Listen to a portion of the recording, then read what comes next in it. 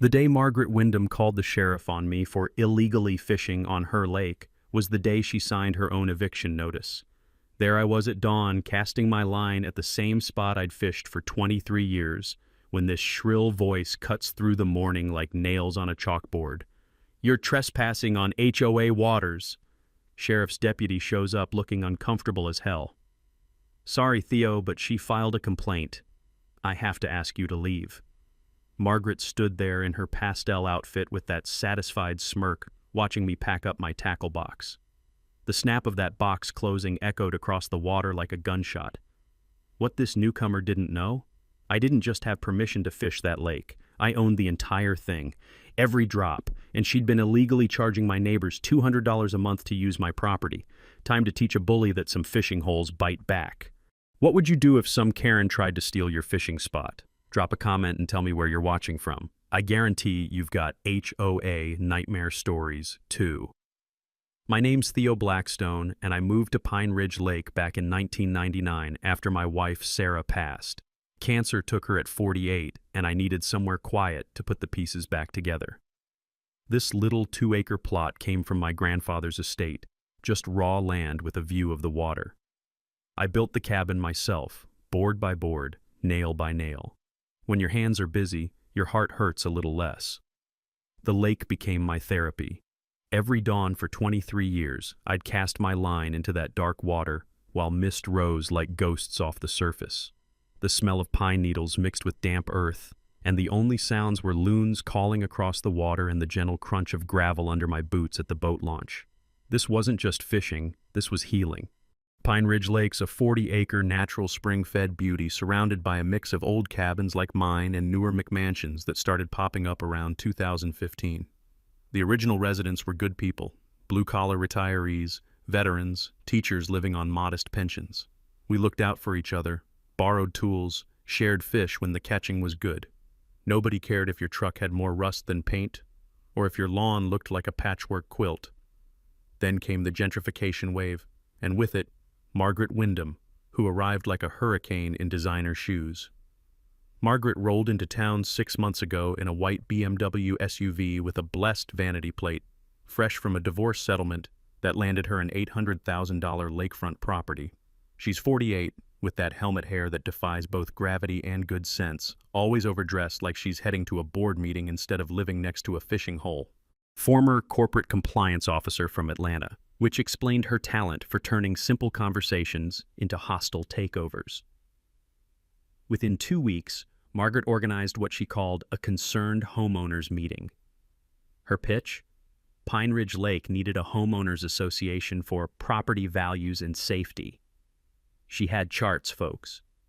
Actual PowerPoint slides about optimizing community assets and managing recreational liability. I haven't seen that much corporate buzzword bingo since my last construction contract meeting. The woman targeted everything that made our little community special. Fishing restrictions, dock permits, landscaping standards that would make Augusta National jealous. But the real kicker? She claimed the lake itself was a common area, requiring monthly membership fees of $200 per household. Margaret collected signatures from 8 of 23 properties, mostly newcomers who bought into her fear-mongering about property values. The rest of us got certified letters demanding mandatory HOA enrollment. I called her up, polite as my mama raised me. "Ma'am, I appreciate your enthusiasm, but I'm not interested in joining." Her response could have frozen that lake in July. "It's not optional, Mr. Blackstone. This affects everyone's investment." "Ma'am," I said, "I don't have investments. I have a home." The silence stretched longer than a tax audit before she hung up. 2 weeks later, laminated signs appeared around the lake like a bad rash. Private HOA property, members only. The plastic gleamed in the morning sun, an ugly scar across the natural beauty we'd always shared freely. I kept fishing anyway. What else was I going to do? This was my routine, my peace, my connection to Sarah's memory. But Margaret stationed herself at her picture window with binoculars, taking photos like I was some escaped convict instead of a guy trying to catch breakfast. That's when she made the call that lit this whole powder keg. Deputy Charlie Morrison showed up looking like he'd rather wrestle an angry bear. Charlie's local his daddy and mine worked construction together back in the day. "Sorry, Theo," he said, avoiding my eyes. Got a complaint about trespassing. I have to ask you to leave. Margaret stood on her deck in a pink cardigan that probably cost more than my truck payment, arms crossed with that satisfied smirk of someone who thinks they just checkmated a chess grandmaster. I packed up without a fuss, but as that tackle box snapped shut, one thought crystallized like ice on a winter morning. Lady just picked a fight with the wrong fisherman. The next morning, I woke up to find Margaret had filed a formal trespassing complaint with the county. Not just a phone call to Charlie, an actual written complaint with my name on it, complete with photos of me illegally accessing HOA waters. The woman documented my fishing trips like I was running a cartel instead of catching bass. Within 48 hours, she'd organized an emergency HOA meeting about what she called non-compliance issues, the agenda, how to deal with problem residents who refuse to respect community standards. Margaret had recruited Dale Pemberton, a retired bank manager with the personality of wet cardboard, as her HOA treasurer. Dale brought legitimacy to her operation. Nothing says official like a guy who spent 40 years foreclosing on people's dreams. Margaret's next power play hit like a sledgehammer. She identified 4 other problem properties around the lake: Betty Kowalski's cottage with its cheerful garden gnome collection, the Martinez family's weekend cabin with the unapproved fishing boat, old Frank's place with the vegetable garden that apparently violated aesthetic standards, and the Johnsons' modest dock that predated Margaret's arrival by 15 years. We all got violation notices on the same day. The aggressive thwap of Margaret's designer heels clicking across driveways as she personally delivered each letter sounded like a countdown timer to war. Betty's offense? Unapproved garden gnome collection disrupting neighborhood aesthetic standards. I kid you not, the woman was being fined for ceramic lawn decorations that had been there since Carter was president. Betty knocked on my door that evening, her weathered hands trembling like autumn leaves as she held Margaret's legal-sounding letter. The smell of her lavender perfume mixed with genuine fear. Theo, I don't understand half these words, but they want $50 a day until I remove my gnomes. Those belong to my late husband. That's when I decided to do what any reasonable person does when facing a bully: research the hell out of the situation. The county courthouse sits downtown in a brick building that reeks of old paper, stale coffee, and broken dreams. I spent Tuesday morning in the land records office talking to Joyce Miller, a clerk who's worked there since dinosaurs roamed the earth. Joyce has the patience of a saint and the institutional memory of a steel trap.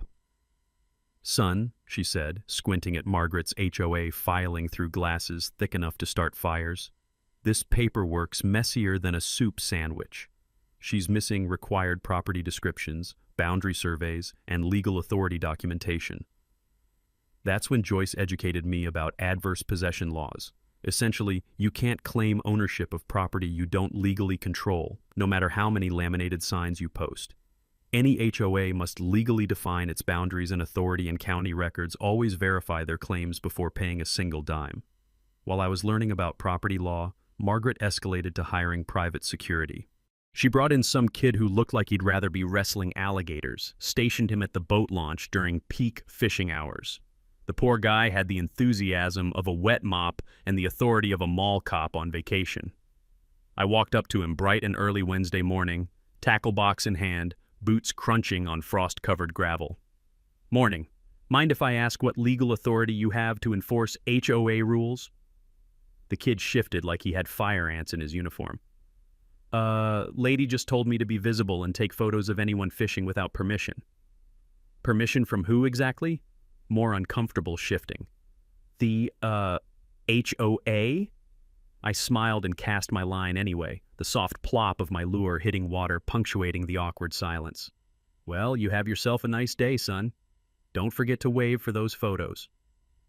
The security guard lasted exactly 3 days before quitting. Apparently, watching an old man fish while taking creepy surveillance photos wasn't the exciting career opportunity he'd imagined. But Margaret wasn't done. She hired an actual attorney, some shark from the county seat who specialized in HOA enforcement. The cease and desist letter arrived while I was fixing Betty's porch step, because that's what neighbors do for each other around here. The legal language was impressive, full of words like forthwith and pursuant to, demanding $500 in administrative fees, plus immediate compliance with fishing restrictions. Betty read over my shoulder, her face growing paler with each paragraph. "What's so funny?" she asked when I started chuckling. I folded the letter and slipped it into my shirt pocket. Margaret just picked a fight with the wrong fisherman. See, while she was busy playing lawyer and hiring security guards, I'd been doing my homework. That morning's courthouse visit had turned up something interesting on the 1960s county survey maps. A discrepancy suggesting the lake extended way beyond Margaret's claimed HOA territory. More importantly, I'd found a reference to subsurface mineral rights in my grandfather's deed. Time to find out exactly what Grandpa Blackstone had left me, because something told me it was a lot more than Margaret bargained for. Margaret's attorney letter triggered what she called an emergency enforcement meeting at her pristine lakefront palace. Her living room looked like a corporate boardroom had a baby with a country club, all beige leather and motivational artwork about success and excellence. The air reeked of expensive vanilla candles and desperation. She'd assembled her nervous coalition of 8 HOA members, each clutching violation notices like talismans against common sense. "Property values are at stake," Margaret announced, clicking through her PowerPoint presentation like she was launching a hostile takeover instead of harassing retirees. Her enforcement plan included liens, small claims court, and police reports. When Dale suggested maybe they should verify their legal authority first, Margaret steamrolled him faster than a freight train through a paper bag.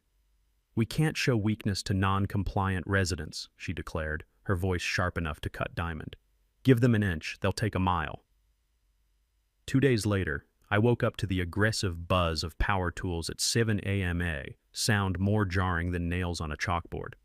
Margaret was installing a decorative fence across the traditional fishing path to the lake, the same dirt trail that elderly residents like Betty and Frank had used for decades.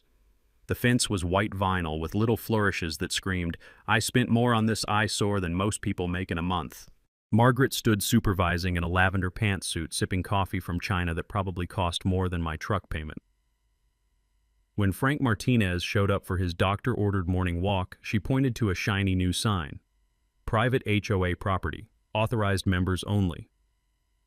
"Ma'am," Frank said in his polite old-school way, "I've been walking this path since 1987. Margaret's smile could have frozen hell itself. "Times change, Mr. Martinez." Safety and liability require proper management. That fence was the last straw for a lot of folks. Margaret had just blocked lake access for 3 elderly residents whose daily walks were literally doctor's orders for their heart conditions.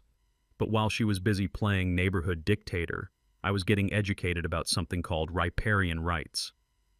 Back at the courthouse, Joyce Miller pulled out maps and legal books like she was conducting a masterclass in property law. The musty smell of old records mixed with her determination to help. "Theo," she said, adjusting those thick glasses, "riparian rights are trickier than a 3-card Monte game. When you own land adjacent to water, you often get usage rights too, sometimes way more than people realize. Riparian rights mean owning land next to water often includes water usage rights. Look this up if you live near lakes or rivers, because most property owners have no clue what they actually own." Joyce also found something that made her eyebrows climb toward her hairline, a reference to lake bottom mineral rights in my grandfather's 1958 deed. "Son, this language is unusual. Might want to dig deeper into what exactly your grandfather bought from that mining company." While I was learning legal history, Margaret escalated to full-blown harassment. She filed noise complaints about my boat motor, claiming it disturbed the peace at dawn. She called the county health department, alleging my septic system threatened lake quality, forcing me to take time off work for inspections that found absolutely nothing wrong. Then she tried to get my dock declared unpermitted, which was rich considering it predated her birth certificate. But here's where Margaret made her first real mistake. She got greedy and sloppy. I hired surveyor Jake Patterson to map my exact boundaries. $300 well spent. Jake spent half the morning taking measurements and the other half scratching his head like he'd found buried treasure. "Theo," he said, pointing at his equipment, "your lot extends 30 feet further into the lake than anyone expected. Plus, I've seen references to old mining claims from the 1940s around here. Might be worth checking what rights came with those original purchases." That evening, I found an envelope in my mailbox, expensive paper, fountain pen ink that smelled like old money, handwriting that suggested private school education. The note read, "Check the old Thompson Mining Company records at State Archives. Someone in Margaret's own coalition was having second thoughts. Meanwhile, Margaret announced her lake beautification project funded by HOA fees, planning to remove unsafe docks belonging to older residents. She scheduled contractor consultations without permission and referred to the lake as our community asset in her newsletter. Her exact quote, printed in bold, "Some people just don't understand that progress requires sacrifice." But as I studied Jake's survey report that night, listening to loons call across the dark water, one detail jumped out like a lighthouse beacon. Subsurface mineral rights conveyed in perpetuity. Time for a road trip to the state capitol. Because Grandpa Blackstone hadn't just left me a fishing spot, he'd left me the keys to Margaret's worst nightmare. Margaret's confidence hit dangerous levels after successfully intimidating Frank Martinez away from his walking path. She scheduled what she called enforcement action with the sheriff's department for my continued trespassing, complete with official paperwork and a timeline for my arrest. The woman had created an actual fine schedule, $50 per day for unauthorized lake access, payable to the Pine Ridge Lake HOA, which had about as much legal authority as my tackle box. She installed security cameras pointing at fishing spots, their mechanical whirring tracking movement like robotic vultures circling carry-on. The cameras were expensive, the kind banks use to catch actual criminals, not retirees trying to catch breakfast. The red recording lights blinked like angry eyes, watching every cast of my line. Margaret's real masterstroke was organizing a concerned citizens petition to county commissioners. She gathered 47 signatures, mostly from her church group and country club friends who'd never seen Pine Ridge Lake except in her carefully curated Facebook posts about unregulated recreational threats. Her plan? Present the petition at the next public county meeting, complete with PowerPoint slides that would make a corporate consultant weep with pride. She'd already booked a caterer for the post-meeting celebration and invited the local newspaper to document her enforcement success story. While Margaret planned her victory parade, I took a 3-day trip to State Capitol archives. The building reeks of history and bureaucracy dust, old paper, and the crushed dreams of 1,000 researchers. I spent those days digging through Thompson Mining Company records from 1943 to 1962, learning more about my grandfather's business dealings than family reunions ever revealed. Here's what I discovered. Thompson Mining didn't just lease mineral rights. They purchased all mineral and water rights to Pine Ridge Lake for copper exploration. The copper turned out worthless, but those legal rights never rescinded when the company folded. Mineral rights and surface rights can be owned separately. Always check both when buying property near water or former industrial sites, because you might own way more than you think. The paper trail was clearer than spring water. Thompson Mining sold rights to a consolidated holding company in 1965. When that company dissolved in 1978, assets transferred to individual partners.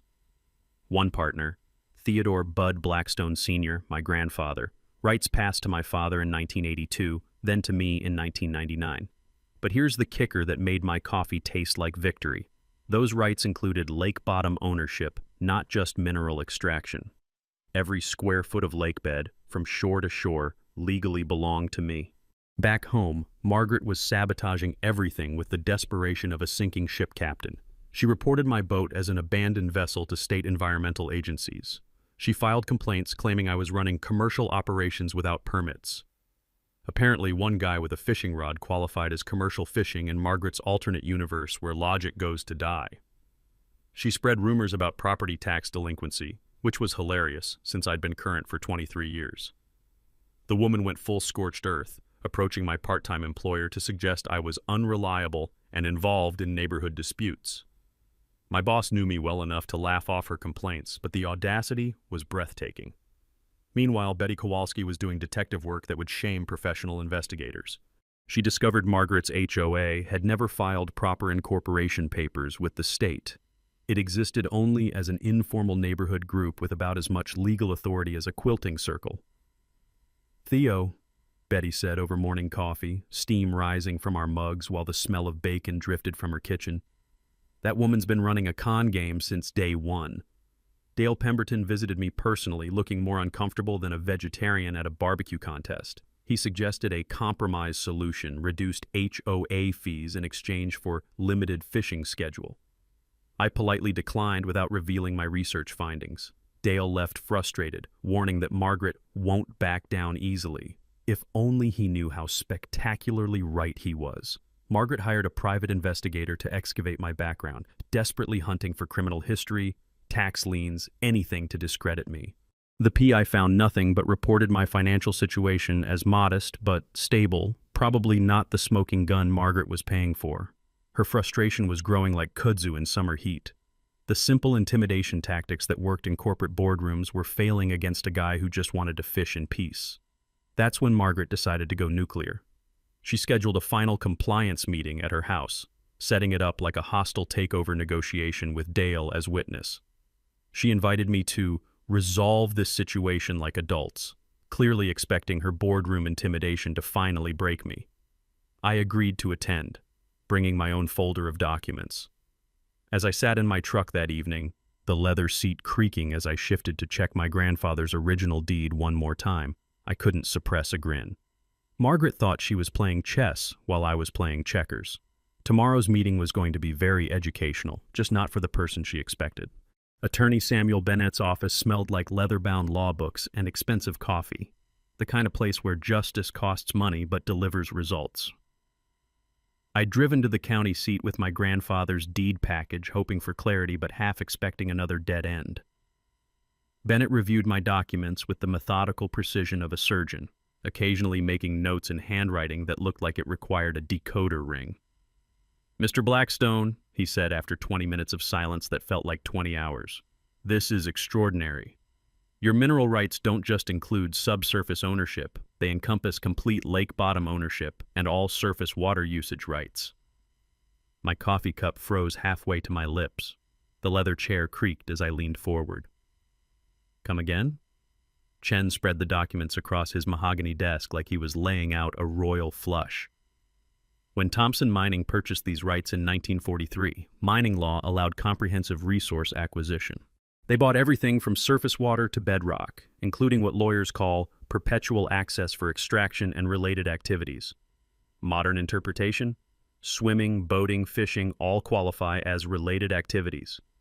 The implications hit me like a Category 5 hurricane made of pure justice. So when Margaret's HOA claims lake ownership, they're attempting to charge fees for access to your private property, Bennett finished, his smile sharp enough to perform surgery. Every violation notice, every fine, every restriction, it's all been attempted theft of your property rights. The silence in that office was so profound I could hear my own heartbeat. I didn't just have permission to fish that lake. I owned it. Margaret had been running a protection racket on my property for 6 months. Water rights law is complex, but mineral rights often include more than just mining, especially in older deeds that predate modern property divisions. While I was learning I owned the battlefield, Margaret was distributing final warning letters like a general declaring war on her own troops. Her deadline, 48 hours to pay HOA fees or face immediate enforcement measures. She claimed authority to protect community investment, blissfully unaware she'd been threatening the actual property owner. Chen's paralegal discovered Thompson Mining's 1962 comprehensive lake survey, detailed depth charts, spring locations, fish habitat zones. The brittle yellow maps crackled like Rice Krispies as we unfolded them, revealing environmental data that would make any modern agency jealous. "What are my options?" I asked, though part of me already knew the answer. "Immediate cease and desist, trespassing charges, civil lawsuit for harassment." Bennett paused, studying my expression like I was an interesting legal puzzle.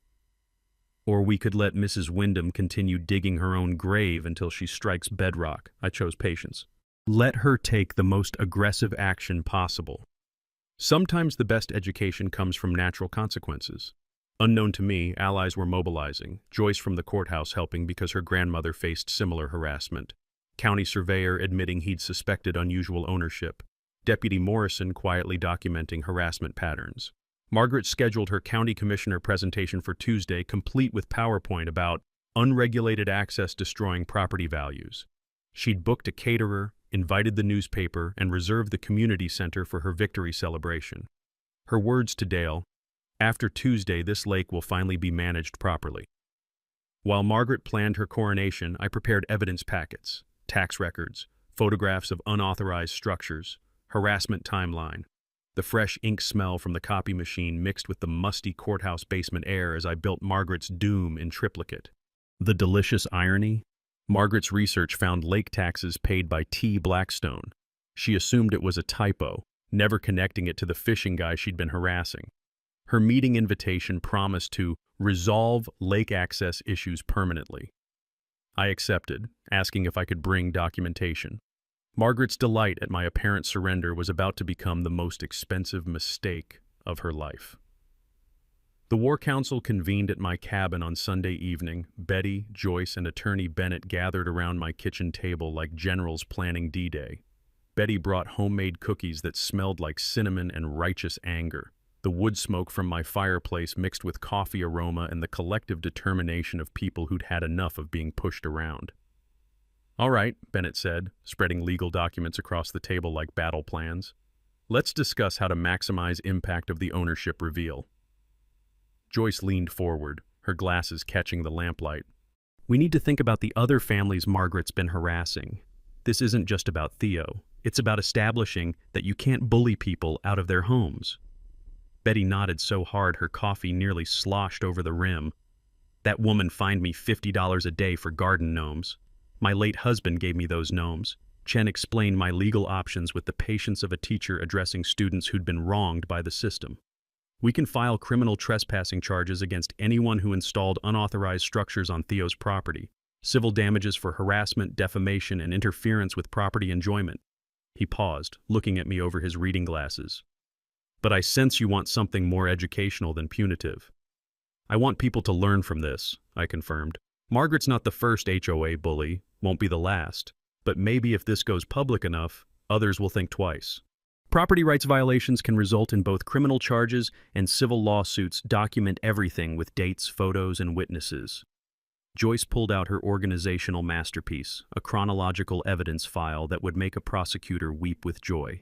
Every photo, letter, witness statement, and recording organized by date with color-coded tabs. The satisfying click of her three-hole punch had been working overtime. "We've got a parallel timeline," she explained, pointing to her charts. "Margaret's escalating claims on one side, Theo's actual legal rights on the other. The gap between what she claimed and reality is the Grand Canyon of legal liability."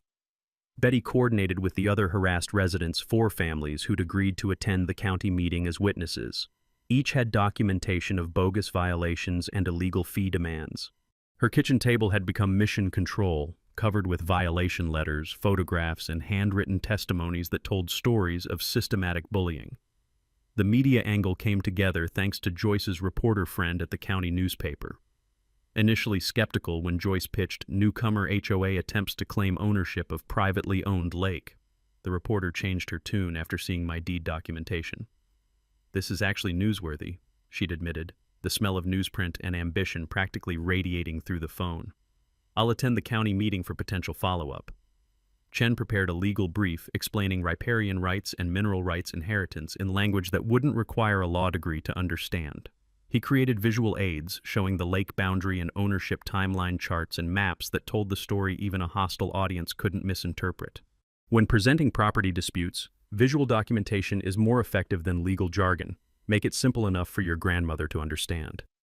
The psychological strategy session was my favorite part. "I want to let Margaret make her presentation first," I explained. "Let her publicly claim lake ownership, explain all her plans, get committed to her position before revealing the truth." Betty looked worried, her weathered hands fidgeting with her coffee cup. "Won't that be humiliating for her? In front of the whole community?" "Natural consequences," I said quietly. "She's been publicly humiliating neighbors for months. Sometimes you have to let bullies face the full weight of their actions." Deputy Morrison had privately shared Margaret's planned enforcement action timeline. She'd scheduled sheriff presence for a trespassing arrest immediately after the county meeting. Margaret expected official backing for her lake access restrictions, complete with handcuffs if necessary. I prepared property deed copies for the sheriff's department just in case they needed documentation that the trespasser was actually the property owner. Our network expanded like ripples on water.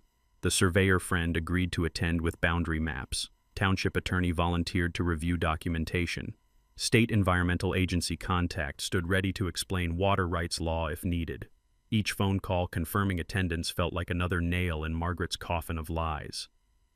Margaret's aggressive marketing of the county meeting was actually helping us. Her social media posts about property rights protection were drawing a larger crowd than usual.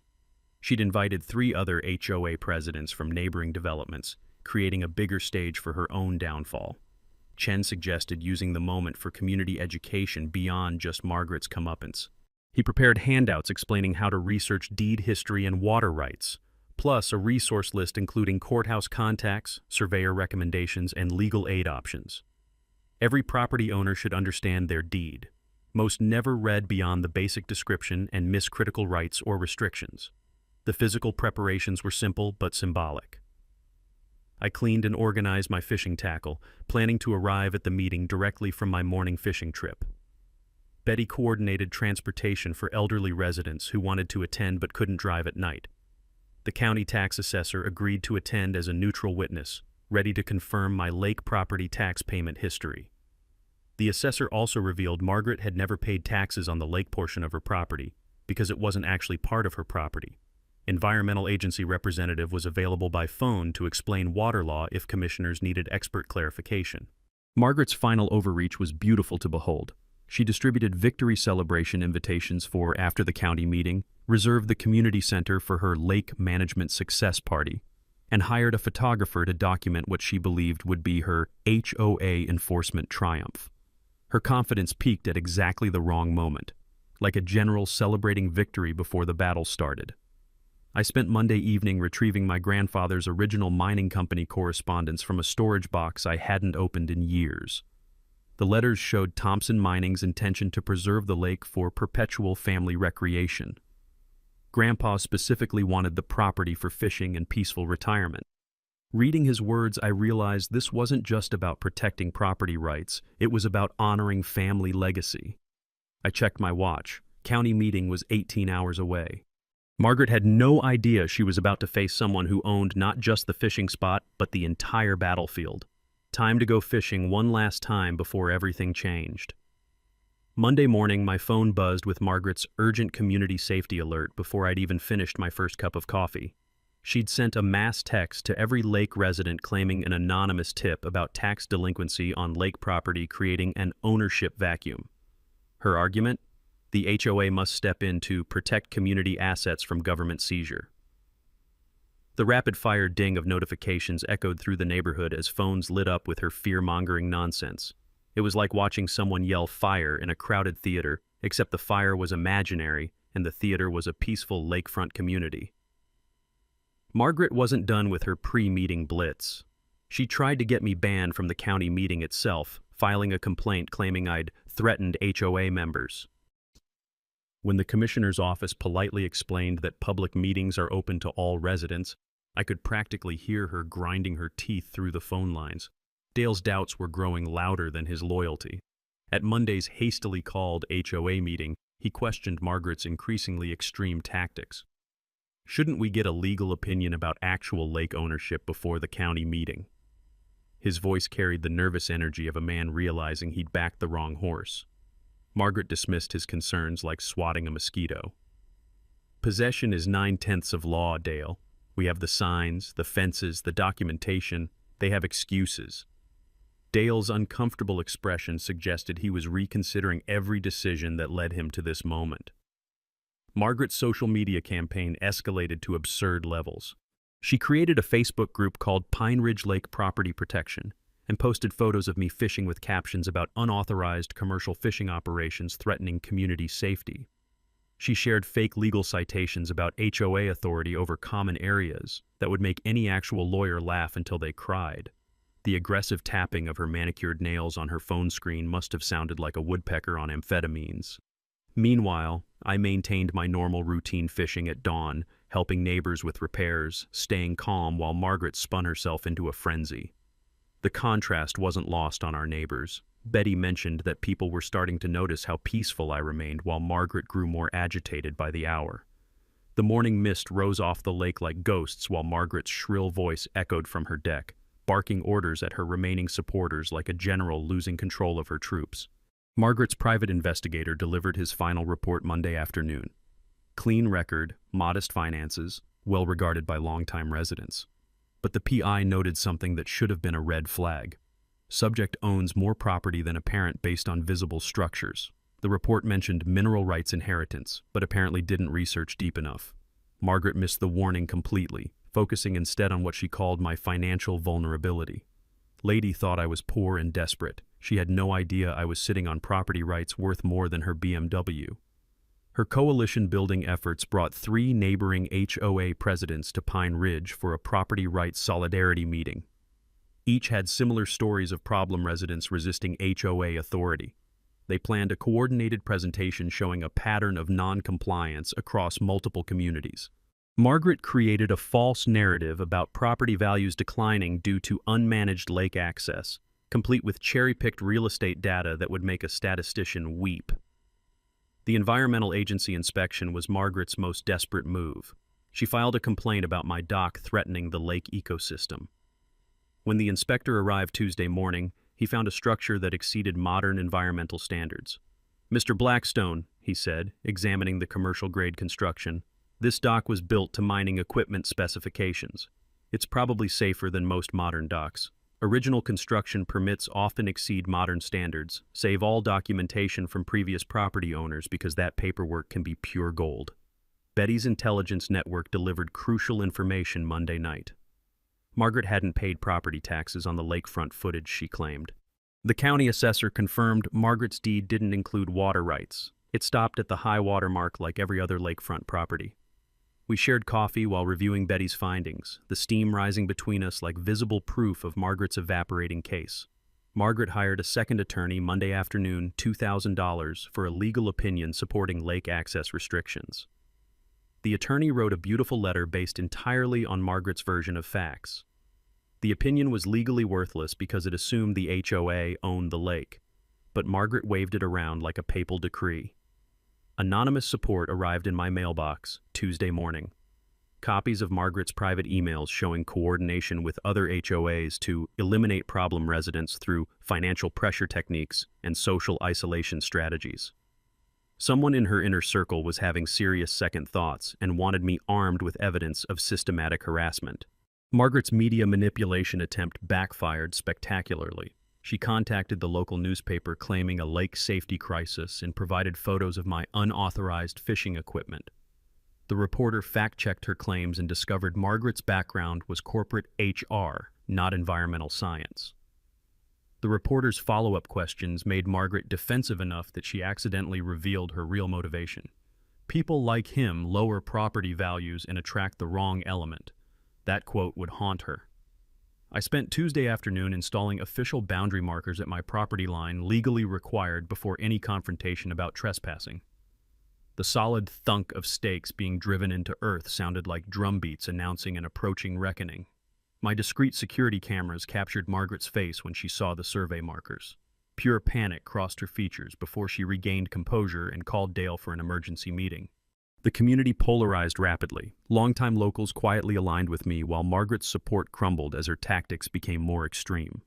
Several HOA members privately contacted me expressing concern about her methods. The nervous shuffling of papers as former allies distanced themselves sounded like rats abandoning a sinking ship.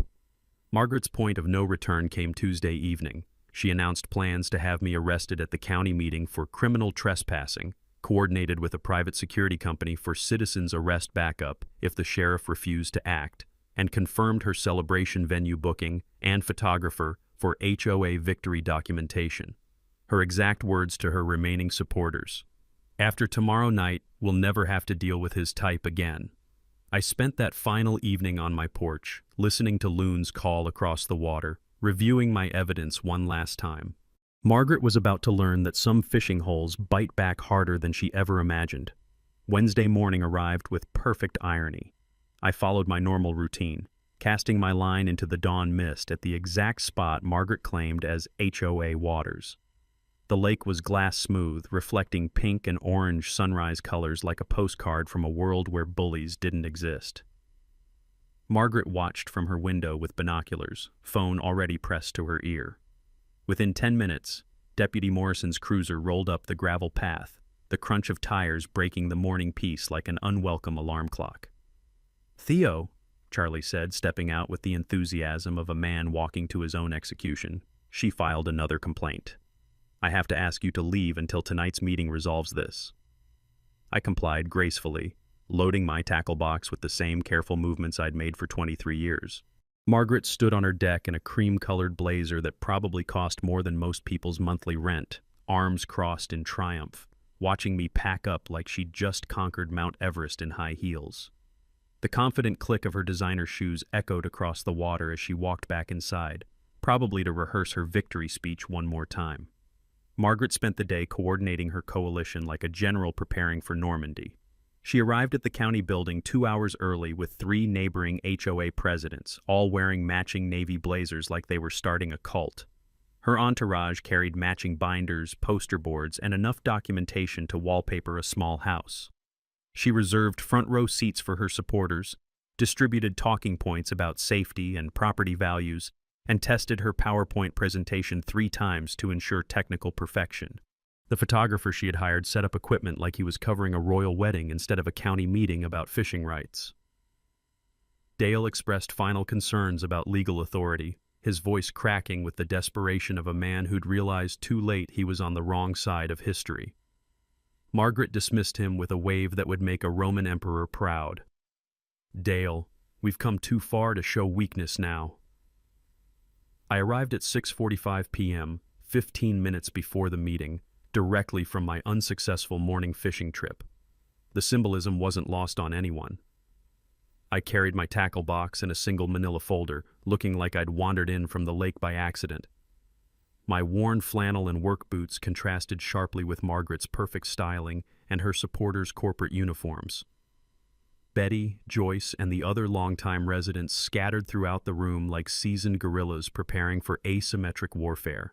We didn't sit together, didn't coordinate obviously, just occupied space and waited. The room dynamics were fascinating. County commissioners at the front recognizing familiar faces among the newcomers.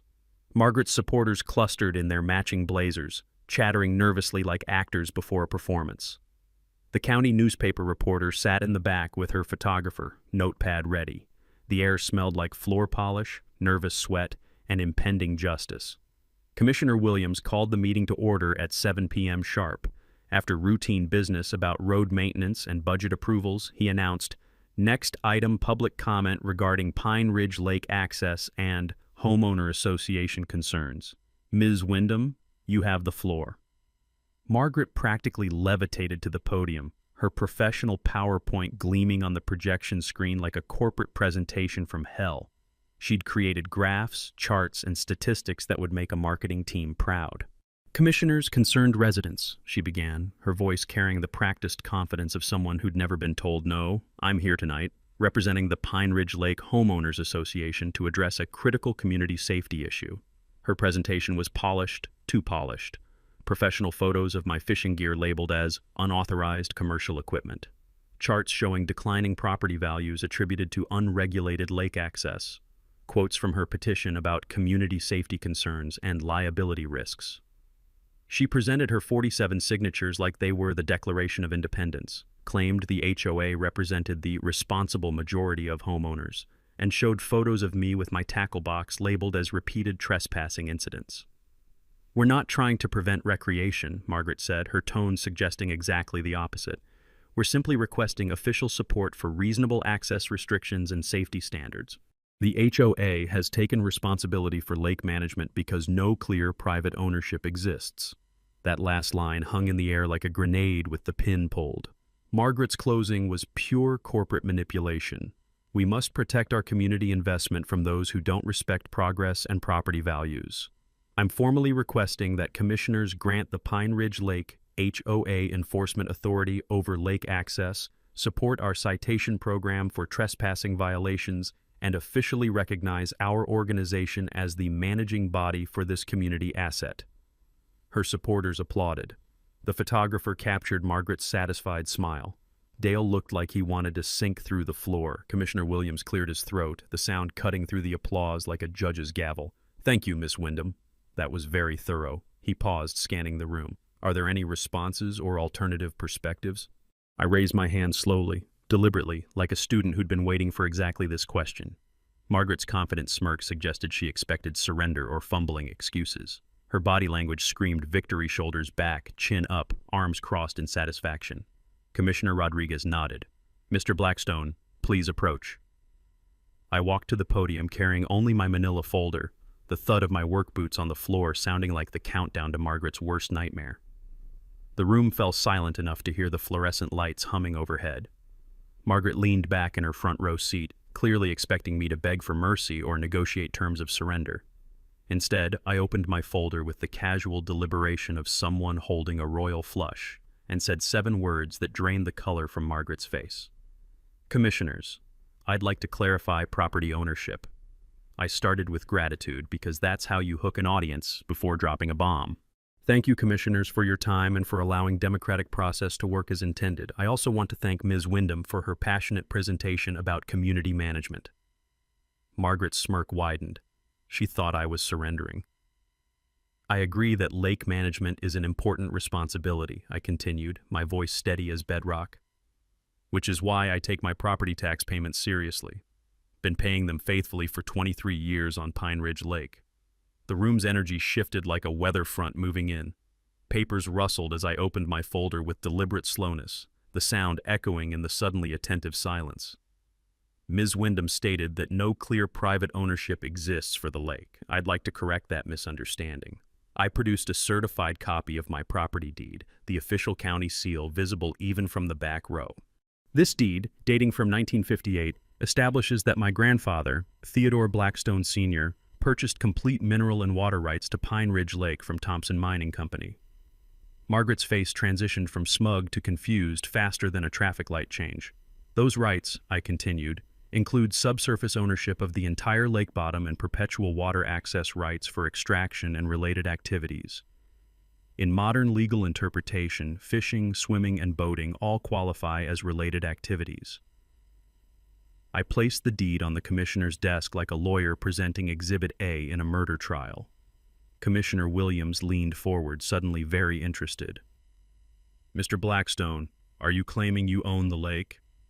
"Not claiming, sir. Stating fact. I own the lake bottom, the water rights, and have been paying property taxes on it annually since inheriting the property in 1999. The room erupted in whispers like a kicked hornet's nest. Margaret shot to her feet, her cream blazer suddenly looking less authoritative and more like a costume from a play that had gone horribly wrong. "This is impossible." Her voice cracked with panic that no amount of corporate polish could hide. "We researched ownership. This can't be legal." Attorney Bennett stood from where he'd been sitting quietly in the middle rows. "If I may, Commissioners?" Samuel Bennett, representing Mr. Blackstone. "I can clarify the property law here." Commissioner Rodriguez gestured for him to continue, clearly fascinated by the drama unfolding better than any reality TV show. Chen approached with the calm authority of someone who'd read every relevant law book twice. "Riparian rights and mineral rights inheritance are complex, but this case is actually straightforward. Thompson Mining Company purchased comprehensive resource rights in 1943, which were never rescinded.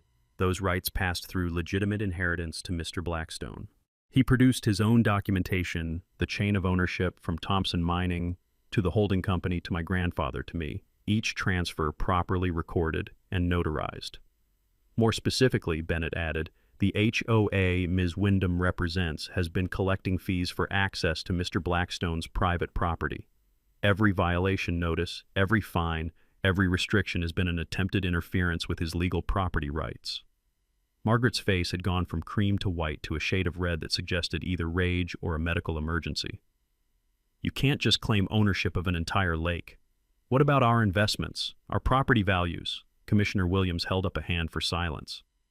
"Ms. Wyndham, please hold your comments. Mr. Bennett, do you have verification of Mr. Blackstone's tax payments?" Joyce stood up from her seat, bless her organized soul. "Commissioner, I'm Joyce Miller from the County Land Records Office. I can confirm Mr. Blackstone has been paying lake property taxes annually since 1999. I can also confirm that Ms. Wyndham's HOA has never filed proper incorporation papers with the state, meaning they have no legal authority to collect fees or impose restrictions." The county tax assessor, sitting near the back, added his voice. "I can verify Mr. Blackstone's tax payment history. I can also confirm that Ms. Wyndham has never paid property taxes on any lake footage because her deed terminates at the high water mark like every other waterfront property. Margaret looked like someone had pulled the floor out from under her expensive shoes. Her supporters began whispering urgently among themselves, the sound of loyalty evaporating faster than morning dew in August. Dale officially resigned as HOA treasurer right there in his seat, loud enough for everyone to hear. "I'm out. This is not what I signed up for." Commissioner Williams requested a brief recess to review documentation. During those 10 minutes, Margaret stood frozen at the front of the room while her photographer quietly packed up his equipment and her supporters executed the fastest political retreat since Napoleon left Moscow. Betty approached me with tears in her eyes. "Theo, does this mean she can't find me for my gnomes?" "Betty," I said with a smile, "it means she never had the authority to fine anyone for anything." When the commissioners returned, Williams delivered his findings with the weight of official judgment. After reviewing the documentation, we confirm Mr. Blackstone's property ownership is legally valid and comprehensive. The Pine Ridge Lake Homeowners Association has no authority to collect fees, impose fines, or restrict access to private property. Furthermore, any structures installed by the HOA on Mr. Blackstone's property constitute trespassing and must be removed immediately. Sheriff Martinez, who'd been standing in the back waiting for Margaret's requested trespassing arrest, approached the commissioners with a bemused expression. "Just to clarify, I'm supposed to arrest Mr. Blackstone for trespassing on his own property?" The room burst into laughter that sounded like justice being served with a side of poetic irony. Margaret grabbed her purse and rushed toward the exit, her high heels clicking frantically against the floor like a drumbeat of defeat. The celebration she'd planned, the photographer she'd hired, the victory party she'd booked, all waiting for a victor who'd just become the defeated. A reporter caught her at the door. "Ms. Wyndham, would you like to comment on—" "No comment!" She practically screamed it, shoving past into the parking lot where her BMW waited like a getaway car. I stayed to answer questions, because that's what you do when you win with grace instead of arrogance. 1 week after the county meeting, I woke up to something I hadn't experienced in 6 months. Complete silence. No security cameras whirring, no Margaret's shrill voice echoing across the water, just the peaceful morning sounds of loons calling and gentle waves lapping against my dock. The county had ordered removal of all unauthorized signs, fences, and structures from my property within 72 hours. Margaret's decorative fence that blocked the fishing path, gone by Thursday morning.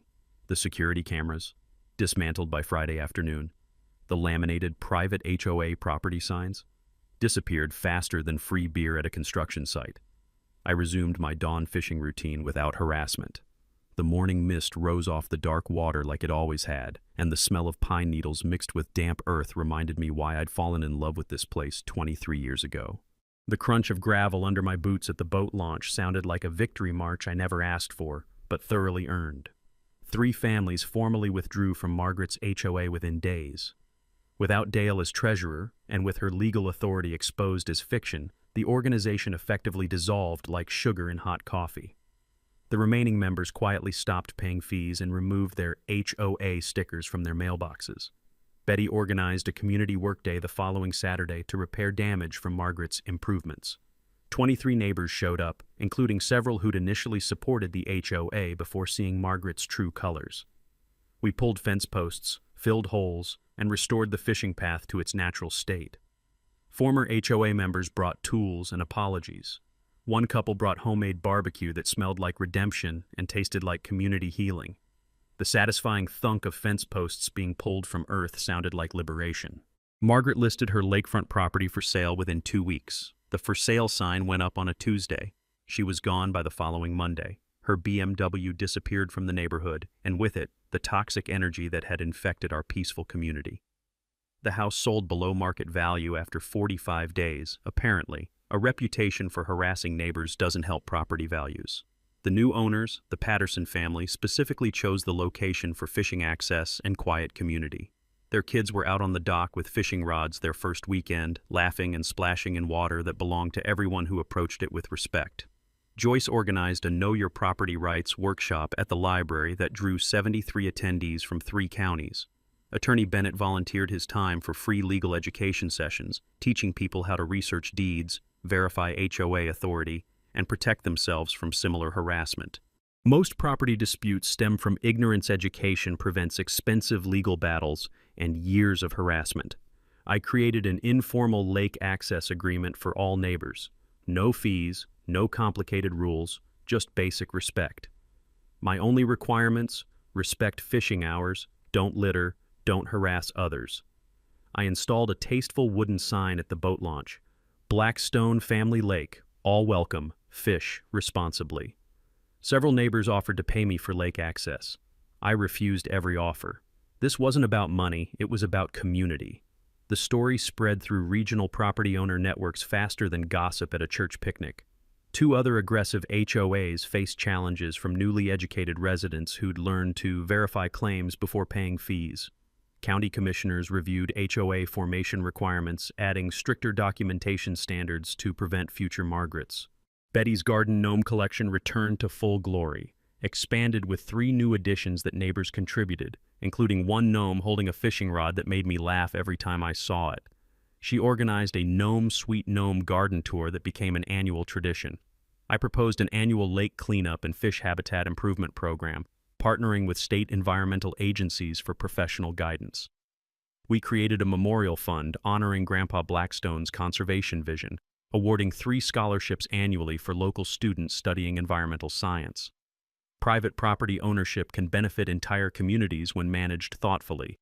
It's not about control, it's about stewardship. The annual Pine Ridge Lake Days Festival launched that summer, celebrating community, conservation, and the kind of neighborly respect Margaret never understood. Kids competed in fishing contests. Adults shared stories over barbecue. Everyone remembered why small communities matter. My morning fishing routine became a group meditation.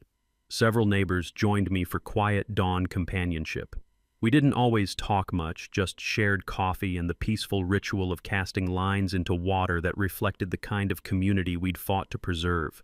My back pain improved with reduced stress and supportive neighbors. Turns out, constant harassment takes a physical toll you don't notice until it stops. Betty's cousin mentioned facing similar HOA problems with a community garden involving city council corruption and illegal land seizure attempts. I smiled quietly, sipping my coffee, watching sunrise paint the lake in colors that never get old. Some folks never learn that bullies eventually meet their match, I told her. Justice isn't always about punishment. Sometimes it's about teaching lessons that ripple outward, protecting people you'll never meet from tyrants they haven't encountered yet. Now, drop a comment with your worst HOA nightmare. I read every one, and your story might be next. Hit subscribe if you believe property rights matter, and ring that notification bell because justice stories drop every Tuesday. And remember, sometimes the best revenge isn't revenge at all. It's watching a bully realize they picked a fight with someone who owns the entire battlefield. That's all for today's HOA madness. If watching justice serve itself made your day, smash that like button, share your thoughts down below, and make sure you're subscribed. More outrageous neighborhood showdowns are just around the corner.